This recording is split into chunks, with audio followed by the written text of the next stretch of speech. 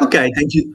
Thank you so much. Hello, everyone. It is a great pleasure for me to be here today speaking to you.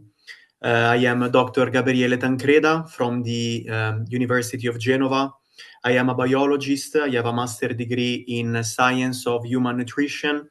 And currently, I am a research fellow at the IRCS Policlinico San Martino Hospital in Genoa, where I work in the field of the cancer cell metabolism.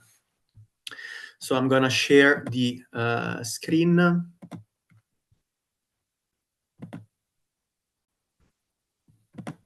Okay.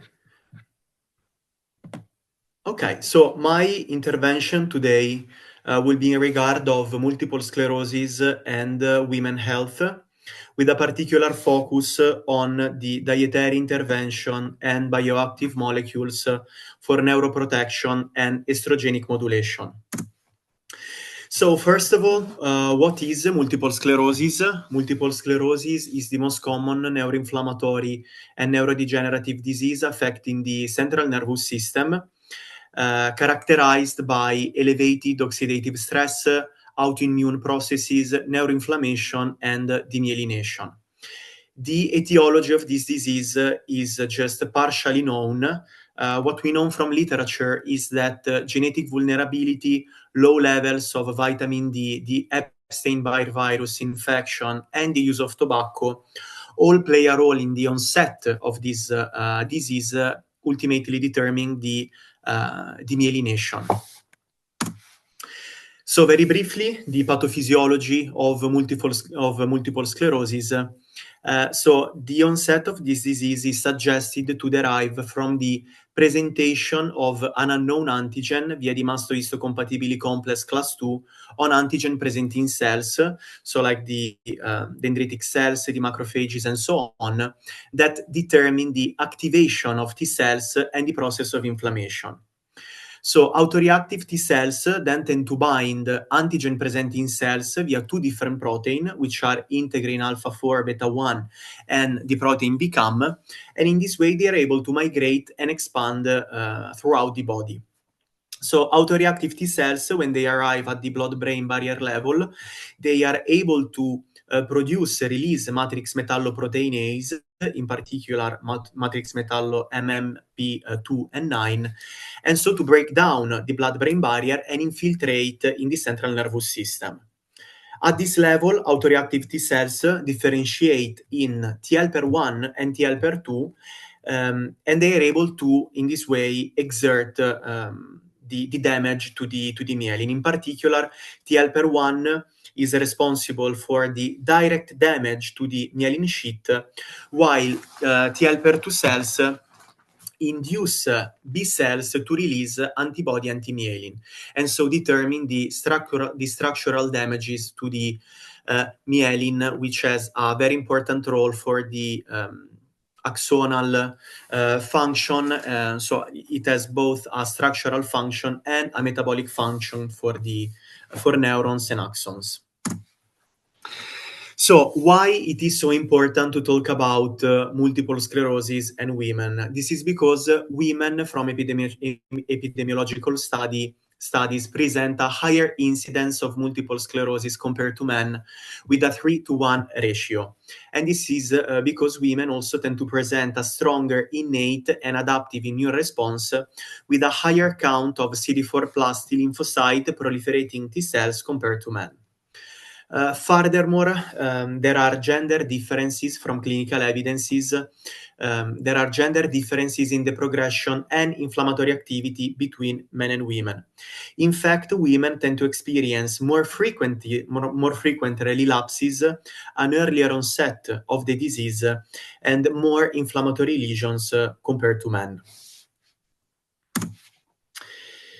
So when it comes to women, there is a very important part when it comes actually to multiple sclerosis in general, a very important part in the pathophysiology and the presentation of the clinical symptoms is also related to sex hormones like testosterone, estrogens, progesterone, that Actually, it has been seen from different research projects and clinical evidences act as modulators of this immune system. Numerous studies, in fact, have highlighted that the different immune cells of our immune system, like the dendritic cells, the T lymphocyte, B cells, the different subpopulation, like the CD4, CD8, and also the natural kill cells, present on their surfaces estrogen receptor, both alpha and both beta. These studies actually show that different cells present a higher percentage of one or the other. And so the estrogen receptor, and when they are bound to estrogens, progesterone, estradiol, and so on, actually can function as ligand-dependent transcription factor. So they are able to activate or suppress the transcription of different area of different gene of our DNA.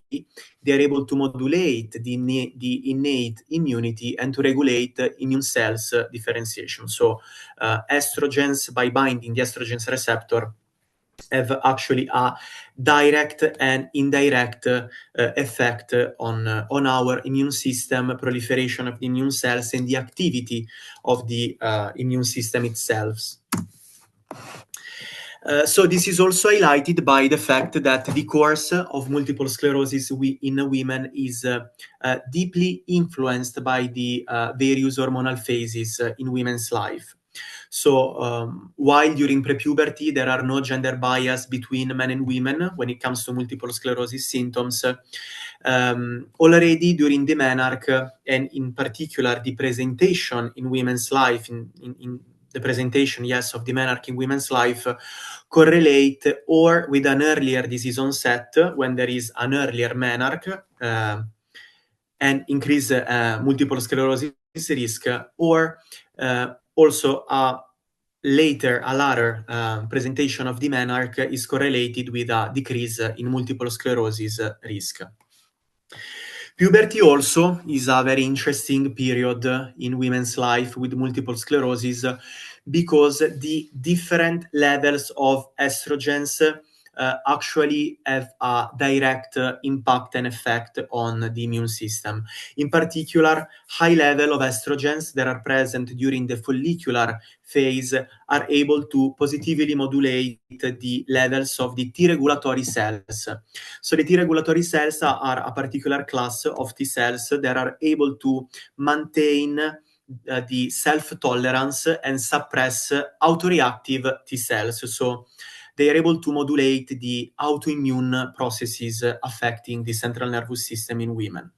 While, by contrary, during the luteal phase, that is actually characterized by low levels of estrogens, there is a reduction of the immune protection.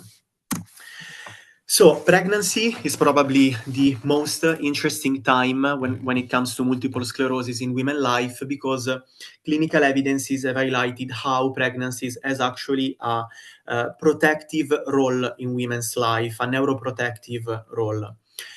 In fact, during pregnancies, it has been witnessed a 70% reduction in relapses rate in the third trimester.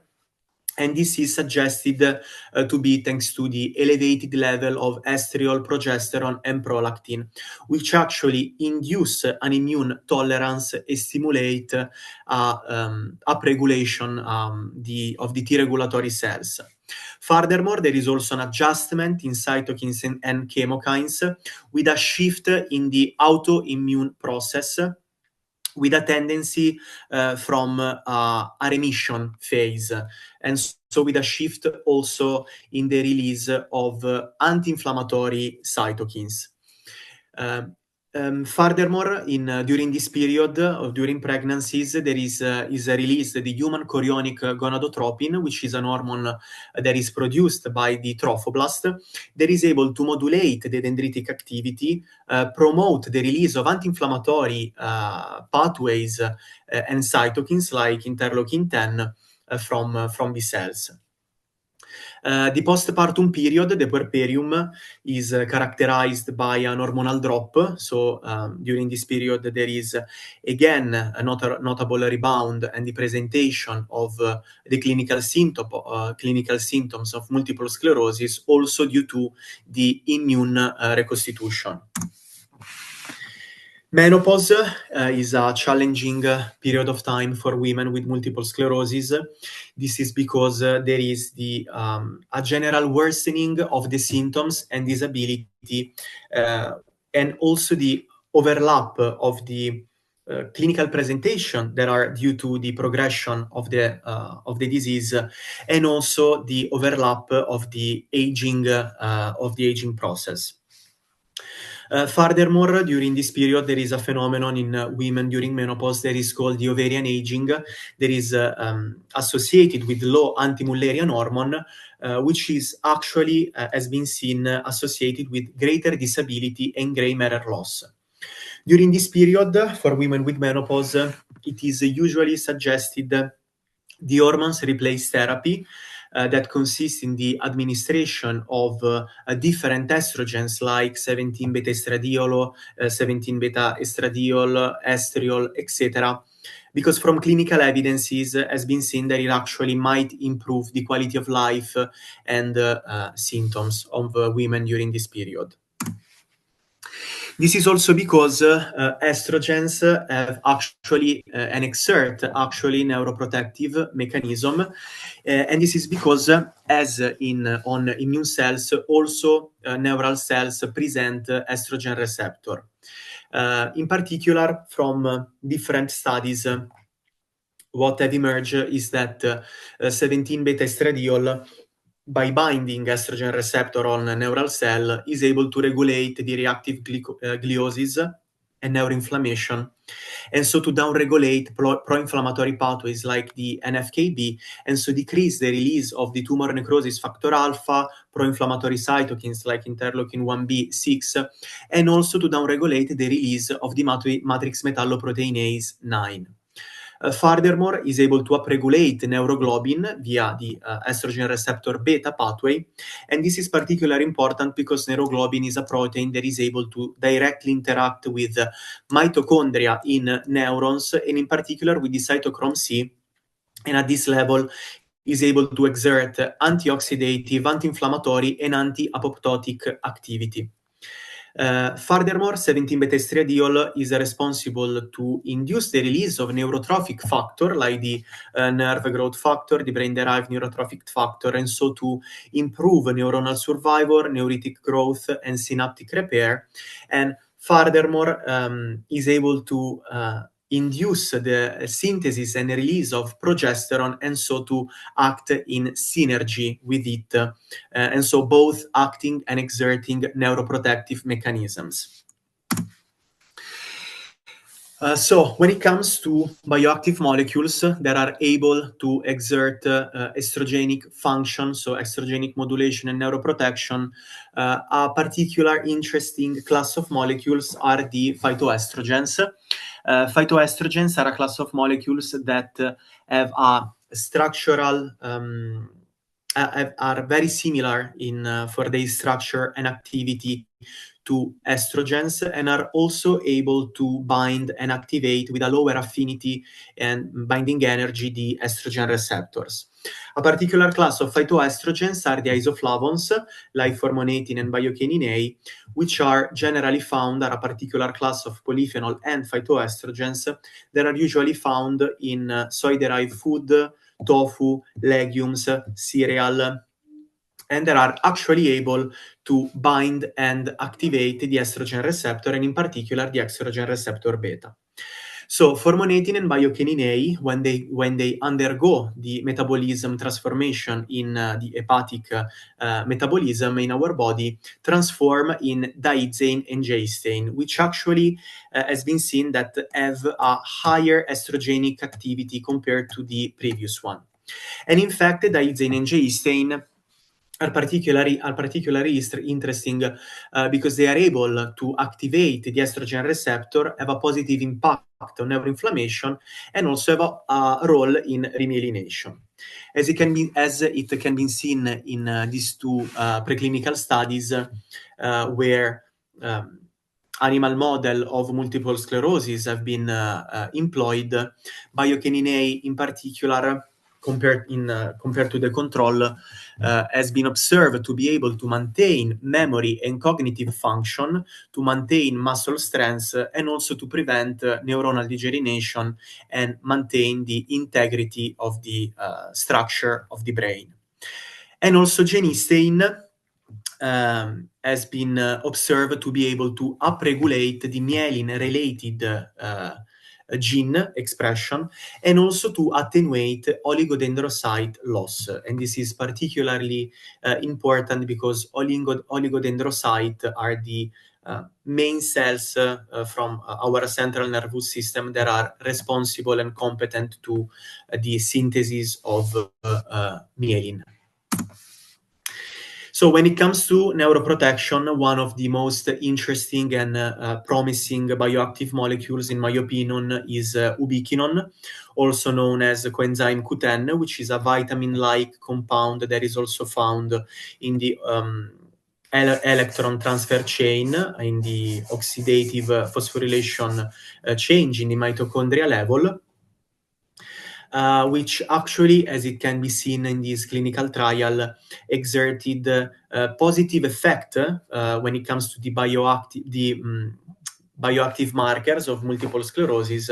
And in fact, in double-blind randomized clinical control trial, was able to reduce the serum level of pro-inflammatory cytokines and matrix metalloproteinase 9, increase the expression of the antioxidant enzyme, decrease in patient the fatigue severity and depression, and to promote, in particular, this last one is on animal models of multiple sclerosis, axonal remyelination and the expression of the myelin-related genes like the MBP and the OLIG1.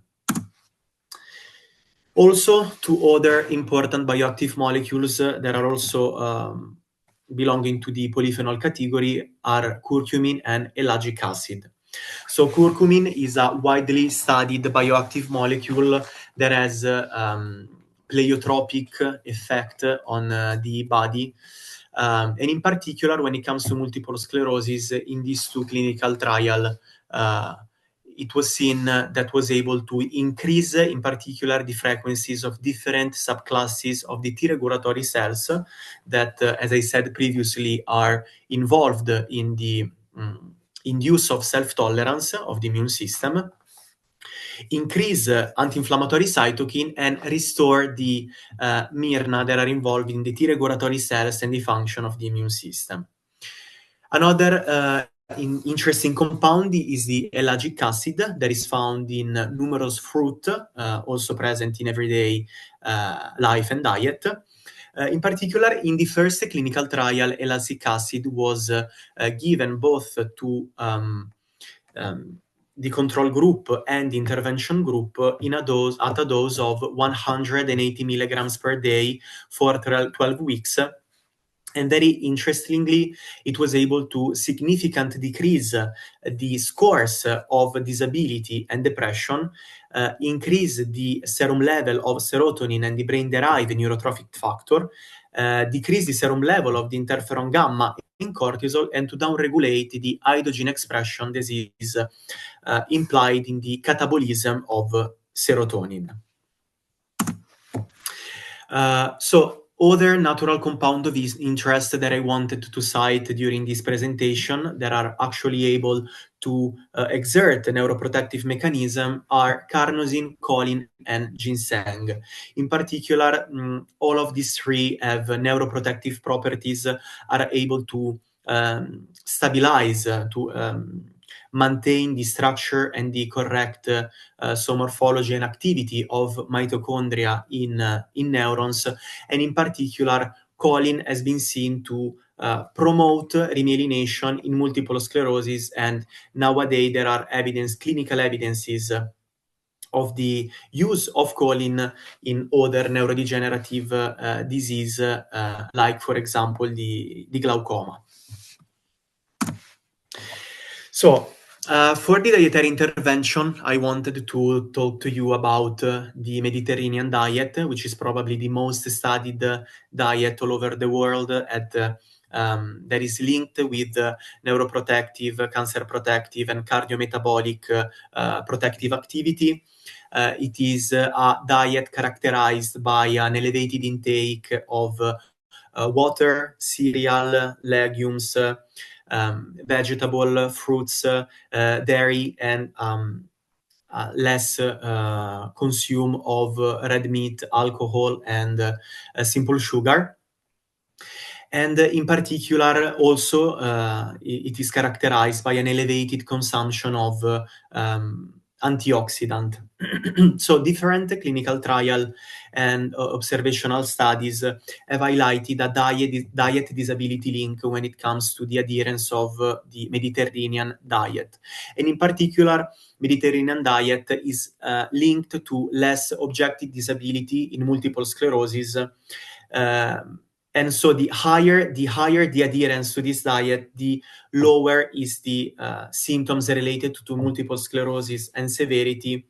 And in general, there are also beneficial effects on physical activity, anxiety, and depression.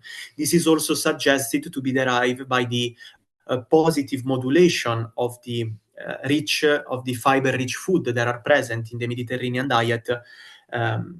And so the impact of this food on the microbiome and the protective effect of healthy microbiome of the health of people with multiple sclerosis.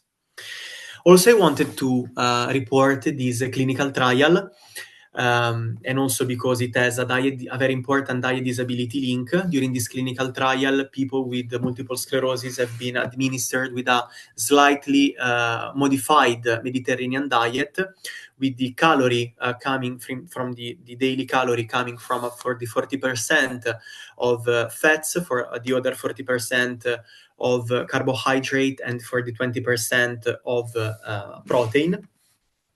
And during this diet, the control group was administered just the Mediterranean diet, while the intervention group, people with multiple sclerosis, in both cases, were administered also with 60 milliliters of coconut oil and 800 milligrams per day of epigallocatechin gallate.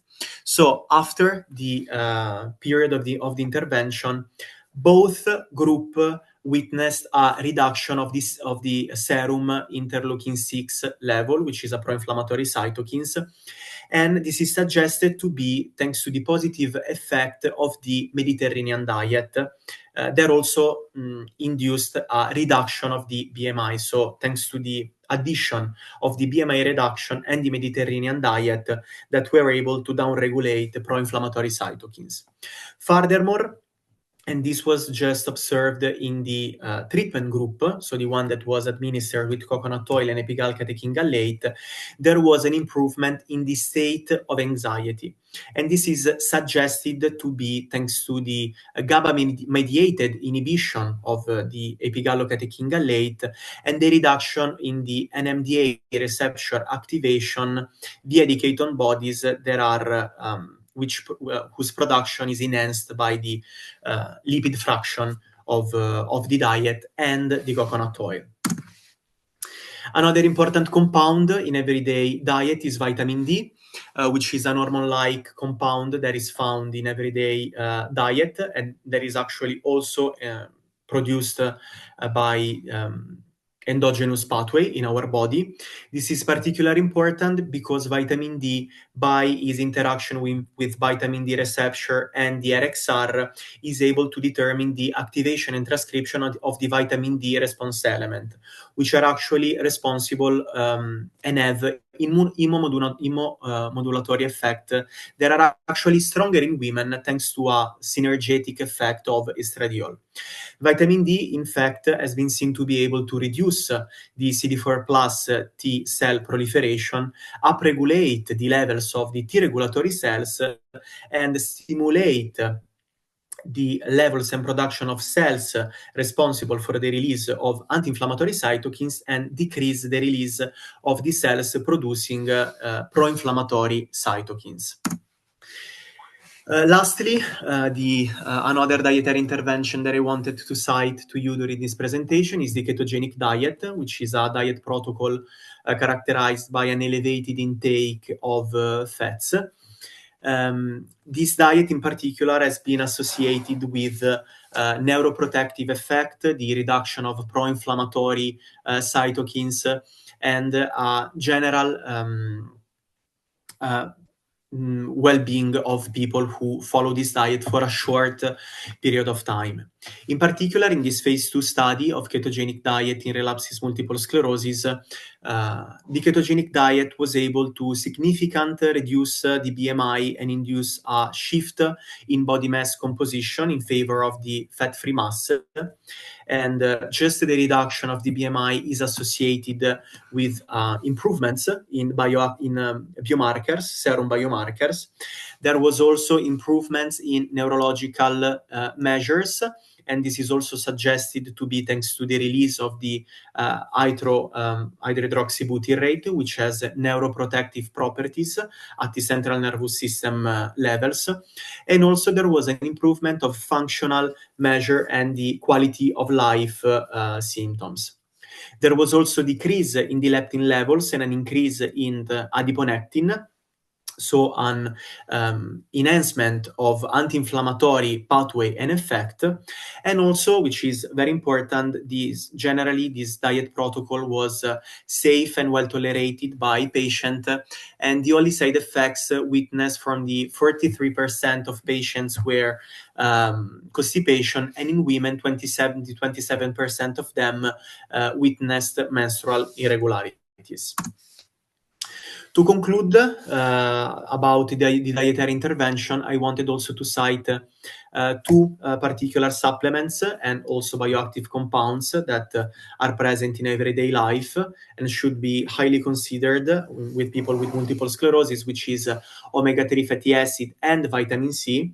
Both of them exert, in particular, omega-3 fatty acid neuroprotection and are able to enhance the generation of synapses in the central nervous system and also exert anti-inflammatory effects. And likely vitamin C is a very important compound because it has antioxidant properties. And lastly, gluten in particular. I wanted to cite gluten because there are emerging clinical evidences that with people with multiple sclerosis, gluten-free diet might actually be helpful to reduce the anti-inflammatory pathway. This is because gluten is involved in the activation of this immune system, and also because people with multiple sclerosis tend to present in general the gluten sensitivity. So I thank you all very much for the attention. I thank you so much for the invitation, and I hope you have a great day and a great Congress.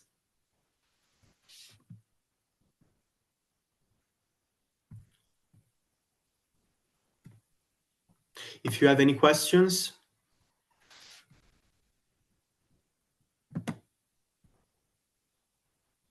Okay. Thank you very much.